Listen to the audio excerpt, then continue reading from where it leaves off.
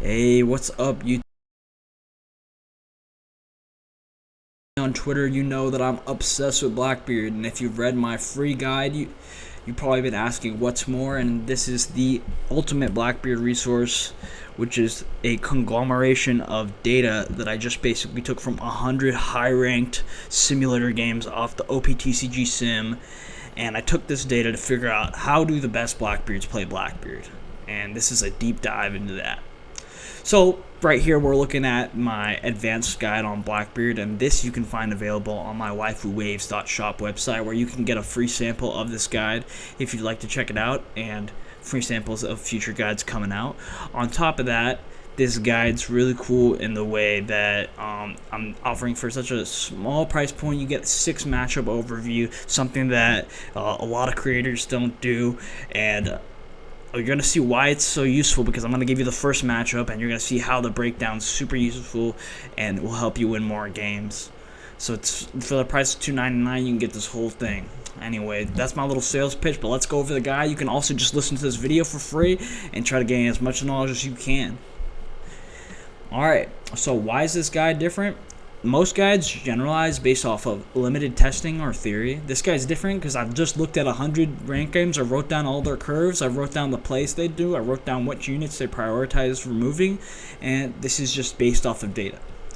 So, the Blackbeard Advanced Guide. How to use this guide. Each matchup section includes the general overview, the guidelines for the matchup, the key cards to prioritize in mulligans, the Dawn progression for first or the second card, the potential cards threats to be aware of, and we got some stats at the end for each section. This guide will also help you find universal patterns that apply to all matchups, helping you develop the instincts to be, a Blackbeard pilot. Ready to dive deep? I don't know why I said it like that. Let's begin with the core Blackbeard strategy matchups. I'm not going to just read off the guide. We're going to talk a little bit more. But anyway, the core strategy of Blackbeard is kind of just like what I see most times happens in the early game. And after analyzing games, 86% of these winning games featured at least one searcher by 4 Dawn. So most of the time you need to get those early searches in. Again, that Lafitte, this is my age, and this for some fucking reason I call it This Is My Era, but This Is My Age. Lafitte, really essential for popping those out in the early game. I think Full Lead is the just craziest card. It gives you the consistency of like pretty much infinite. You can see whatever you want. You're seeing 3 cards a turn, bare minimum, and it fuels your Burgess. Okay, another thing I want to talk about is in the early game when they're going first and there's nothing to do on 3 Dawn. A lot of the times I see Blackbeards opt to swing 8k on this turn, especially in the leaders that have 4 life or like Bonnie or something like that. We're going to talk a little bit more deeper of when situations, like when it's time to swing 8k, when it's better to play Doc Q Lafitte in a second. 4 Dawn is also a turn where establishing Burger seems like the best play, but it also can be a really important turn to remove a body into more aggressive matchups. That's why Shiru is such a good play. 5 to 7 is when your Kuzan comes out of cooldown, It's also the time of the part of the game where most matchups you start discarding for leader ability. Kuzan becomes a powerful powerhouse from this card. So this card lets you filter your hand, and also lets you play a card from the trash, and also lets you draw a card. It also can't be KO'd by effects. So it's a really power corrupt card. So the way that you play it is maybe not. I'll explain how you play it, and it's maybe not how you're playing it. So, what do you spawn off Kuzan? Most often or not, 58% of the time, Kuzan spawning Burgess, and 31% of the time, if you have a Doc Q on board, it can come clutch and spawn Von Augur. With some random off cases, where you can play Katarina Devon off of it, and that's kind of the reason why people play Katarina Devon, is because it's a blocker, and you can have a 5/6 blocker that's spawned off Kuzan. In terms of removal spells, Blackbeard has a bunch of removal tools, but the best one probably is Finger Spitful, getting rid of 5-cost bodies or bigger bodies with Van Augur's reduction. Really important to get rid of mid-game threats that are mostly 5-cost units into red or green decks. And then we have another combo that's seen in 43% of the games. It's a potent combo to get rid of 4-cost units or 3-cost units and develop 2 sticky bodies that will need to be removed, leaving you with 2 cards back in hand because of the replenish of when they get KO'd. Basically letting you, draw through your deck. And sometimes playing Doc Q on a different turn to combo with a Van Augur is really useful into certain matchups like Purple Luffy, right? for the pesky 4-cost units. Shiru, I think this card is really good, especially into decks that play 3 costs that are really annoying, like Tashiki, Chopper, Sanji, Usohachi. Usohachi's not as annoying, but you know what I'm saying. It gets rid of that body, and on top of that, the shit establishes a body, and on top of that, it's plus 2k on their turn, so they can't KO. It's a really slept on card, and I think it's really good. The last removal spell I want to talk about is Black Hole. Use this 4-cost event to KO any bodies or a body that has an annoying KO effect, because this card negates the effects of the card. Also, just use it for 4 costs. And also, you can bypass blockers when lethaling. Like if they have a 12k teach and you're just like, fuck, I want to go for a game, let's use it on there. The 12k teach is now a vanilla, so now it's not a blocker. So, one of the biggest things that I've seen of top Blackbeard players is board development is super important to teach. Before you transition to the phase where you're going to play multiple 10 drops, in fact, 83% of the time, at least one Burgess was played before 10 cost teach. And also in 51% of the games, cards like Vasco Shot or Katarina Devon appeared in addition to the burgers to, before the teach to get those extra blockers. Now let's talk about the highest win rate cards I see. The keyest performance cards in the deck are Burgess, Kuzon, Finger Pistol, and Teach. Okay, I just wanted to put this here. I don't really have much to say about this in this. So now let's go through the matchups and like how to play, because I could just tell you like the general idea of how to play it for a certain matchup. All right, not a certain matchup, for the general matchups, but in reality, Blackbeard's matchups are very different for each matchup. I mean, some of them might be similar, but there's different ways to play each matchup. You still need to know like all the little nuances to make this worth it. So based on analyzing games, second gives Blackbeard a significant advantage in the matchup, allowing for a better board development and allowing us to turbo into our win condition of playing 10 cost teach repeatedly. Okay, when do we start leader affecting? We do it around 7 to 8 dawn. Mostly like we can do it if we have a burger on board and we don't want them to Beckman like on 6, but like if you don't have a burger on board because you have to like respond to their 5 cost, like then it's probably not worth pitching if you have like nothing on board and they're gonna play Beckman, because it's just essentially the same thing on vanilla because it has no effect. You also want to pitch around like 8 dawn to like 9 dawn, like around that period of the game where you're like at 7 or 8 or 9, because like you don't want them playing Dragon or probably not 9. I'd say if they're going into 10, they're gonna play Shanks, but you don't want them to play Dragon or Rayleigh and get the value from that. So that's why we pitch around here. Okay, so here's some guidelines that I would see. Like this was things I saw like a lot of good Teach players doing. Is you gotta maintain exactly 2 life before playing Teach. This is like the threshold that appeared in like all the wins. Never activate leader ability as at 10 dawn, as Shanks typically only plays 10 cost Shanks and no on plays at this point. Don't take any swings that just require 1 card. Like even if it's like they're swinging like 5, you gotta give them a 2k. Like you want to keep it a high like life total so that before you get to 10 cost teach, you're still at 2 dawn, or 2 life. Prepare to take 1 swing from Dragon because you're probably not guarding in like 9, and a 1 swing from the 10 cost Shanks.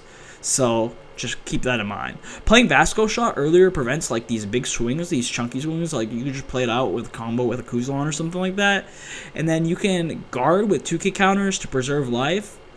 I don't know why that's written. That's like pretty fucking obvious. But save Black Hole to negate blocker for lethal turn. Yeah, it's like if they're gonna put like a bunch of Lucky Roos or bullshit like Rayleigh or some shit, you want to save or Sanji. You want to save these at the end of the game to negate the blockers. But that's just a general term. It's not really Shank specific. I don't know why it's there.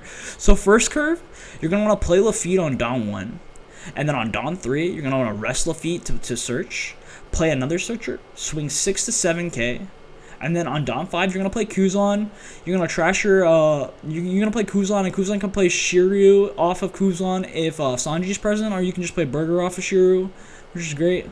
Alright, Burger off of Kuzon if there's no Sanji. Now when we get to dawn 7, we're gonna pitch because they're going to dawn 8, and then we're gonna play a Finger Pistol on like whatever 5 cost they played, if it's like threatening or not, like the 5 cost Luffy, or we're gonna play a Kuzon proc Burgess, and then maybe play a 2 cost like a Lafitte or Doc Q. And then on 9 dawn, there's a couple plays I want to talk about here. You want to play a Vasco shot, so we have defensive prep into the Shanks deck. We want to swing 7, so that would probably give us down to 5 Don. Now we can play a Kuzan and play into Burgess. Or, if you want to be really greedy, I'm not greedy, but this is a really sneaky play. Is you play the Kuzan, you play a burger off the Kuzan, you play another 4-cost burger, you get double burgers that turn. Just a really value play right there. Now the second curve, we're not really gonna go over this, just because you can see it on the screen. It's similar. It's very similar to the first curve, and I just kind of explained like what to do over here. So in terms of Blackbeard, the key things to remember here are that you want to remove the Sanji if you can, because it can chip some early damage into you. The 5-cost Luffy, you want to keep a finger pistol for it. If they do play Ace and they're still playing Ace, you can play Stronger plus Black Hole will KO it, but that's a little bit hard to have sometimes. And then these are some statistical insights that you can see on here. And now let's go into Purple Luffy. Okay, so based on analysis that we want to go first into Purple Luffy, you want to start pitching around 4 to 5 Dom, because it prevents cards like 7-drop Luffy, the 9-drop Luffy, or 9 Mom. Ideally, you want to stay at 2 life, but even 3 is better in this matchup just because the amount of aggression they like. I feel like it's more aggressive than Shanks. Purple Luffy rarely attaches their Dawn to their tactics, so you can really know what they're playing. So they're gonna like, use all their Dawn on the Luffys. They're probably not gonna swing they're probably gonna swing like a 5 and a 6 or some shit like that. So you can count your counter. Multiple removal cards. Sometimes it'll be an 8 Dawn turn where you'll be like double finger pistol or 2 black holes or a black hole and a finger pistol, as they pump out a lot of 4 to 5 cost bodies. And Daku is like super good in this matchup because it allows you to play Van Augur plus Daku in the future turns to KO 4 cost plus get that value, forcing them to pseudo block into them. And always remember it'll fit like at least 1 Burgess into the game plan before playing the 10 cost each. Now here are the curves. I don't want to go over them specifically because it takes away from the fact that I made these curves for the guide. But the curves are going to be going over relatively what we just went over. And then the key threats to remove in this matchup are the 5-cost Sanji, Sangoro, the 5-cost Captain Kid, the 4-cost Zoro Juro, and then the 7-cost Luffy. You can remove with Van Augur plus Finger Pistol if he comes up. Okay. Now, let's go on. Let's go to Blackbeard versus Zoro. This is a really tricky matchup because based off of what I've seen, like Zoro, it doesn't really matter if you go first or second. There's not really a clear. The matchup's a little about the counter you have in hand, and if you can survive the gas, Zoro's gonna pressure on you. So the best thing to do is not use leader ability, and so some of the only cards you're preventing if you were to use your leader ability, the only cards you're really preventing are Chopper and playing another body, but it's really not worth it. You need to keep an extra card in hand. So games are most likely won at 0 to 1 life. Liberation's really good if they're pumping out choppers. You're able to like get rid of 2 bodies. Focus on their board and clearing it before even worrying about their life because their gas will run out. Most games you'll rarely play Teach, so don't play around it. Play around clearing the Zoro into Zoro's board until they run out of gas. Opponents technically run out of gas if you survive their early aggression, so like Zoro will end up with like 1 or 2 cards in hand with like 3 or 4 life, and that's when you can get them into lethal situations. Daku and the Van Augur combo is a really good way to deal with choppers and make them force like go into it because you have like a engine on the board that can clear more choppers, and they have to hit those cards, lose a swing, and then gain you a card.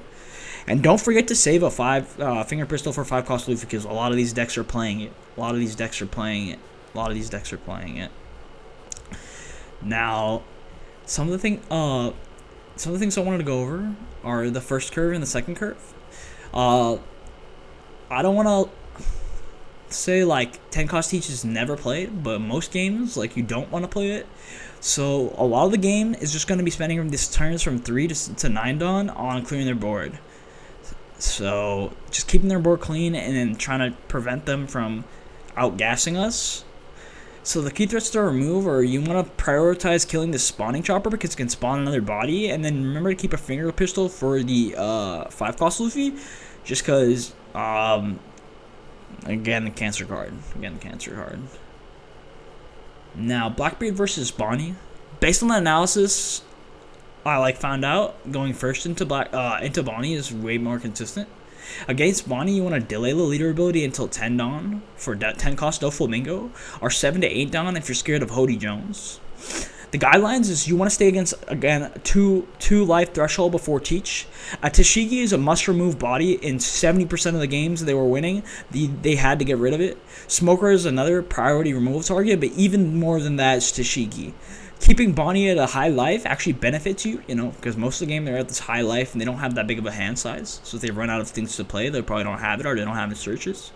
So in terms of the first curve, there's one thing I want to really talk about that's really important is playing that Shiryu to KO the Tashigi is a really beneficial way to KO the Tashigi. And if you could just look right here at the first and second curve.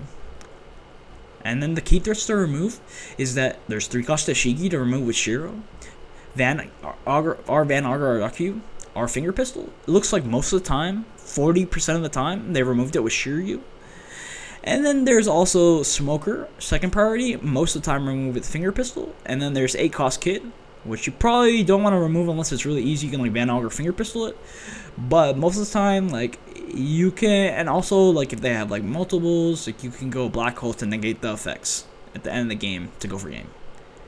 Okay, so this is my Blackbeard guide, my advanced Blackbeard guide. I liked these are the top 4 most meta matchups that I wanted to go over. If you want to see more and you want to see more advanced info, like the Blackbeard versus Red Green Smoker matchup, the Blackbeard versus Usopp matchup, those are the 2 matchups that I didn't provide in the video. On top of that, if you want the full cheat sheet with the information, the statistics, all the curves laid out so you can have access to it whenever you need to play, just check out the links in the description below, and you can get this guide for $3, so basically nothing. And then on top of that, if you just want to look at the guide, get a free sample of the guide, see how it looks, go down below and check out the free sample for the guide in the comments. Thanks for watching, guys, and I hope this was a good video to you and you learned some things in it. But other than that, go check out my guide. It's an advanced guide. I put tons of hours into it, and I really think it'll be worth your time if you're trying to get good at this deck. Thank you. What am I doing?